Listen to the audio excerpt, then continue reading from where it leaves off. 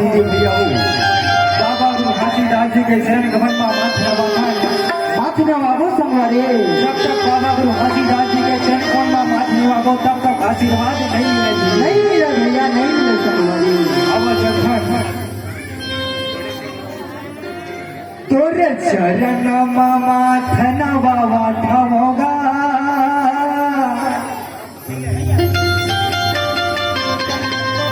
मोला दे देता हूँ हे बाबा मैं मांगते होगा। 1 2 1 2 3 तोरे चरण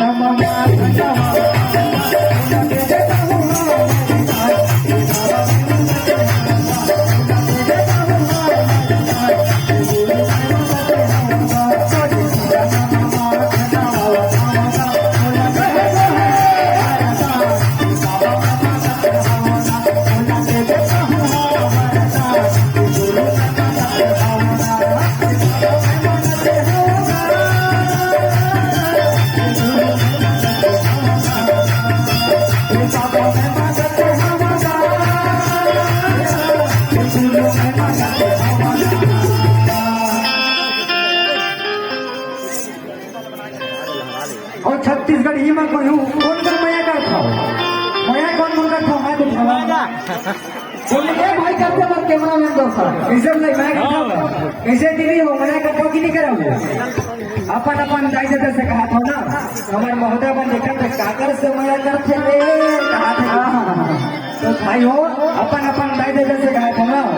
मैं कई प्रकार के होते भाई बहन के मैं होते माता पिता के मैं होते सही बात है ना। तो एक बार दोनों हाथ उठा के अपन अपन माता पिता के लिए जोरदार तारीफ बनाना है, ठीक है ना। बोले अपने माता पिता की जय। आप बढ़िया लगे भाई तो काकी खाओ काकी कुछ संभारे। कर चरण मामा थना बाबा खाओ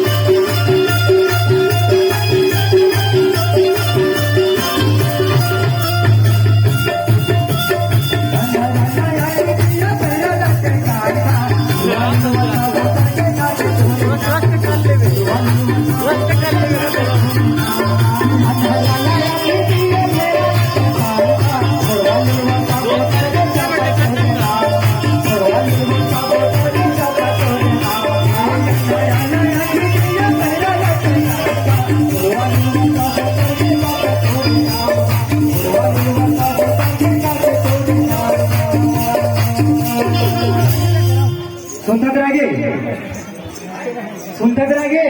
सुनाना संवारे हमें लावा तेरा गाँव में अब्बड़ रिस हुआ हमर लावा तेरा गाँव में